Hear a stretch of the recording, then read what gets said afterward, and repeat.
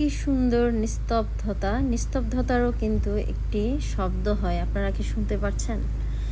একেবারে গহীন একটি জঙ্গলের ভেতর দিয়ে আমরা গাড়ি দিয়ে যাচ্ছি আইল্যান্ডে যাওয়ার উদ্দেশ্যে। তো গাড়ি থামিয়ে আমার খুব ইচ্ছা হলো যে এই জায়গাটা একটু ঘুরে দেখব। এত সুন্দর নিরিবিলি একটি পরিবেশ, আমি আর লোভ সামলাতে না পেরে আমি এখানে চলেই আসলাম। এটা হচ্ছে থাইল্যান্ডের রাবার বাগান। আপনাদের উদ্দেশ্যে একটু শেয়ার করলাম, ভিডিও করলাম।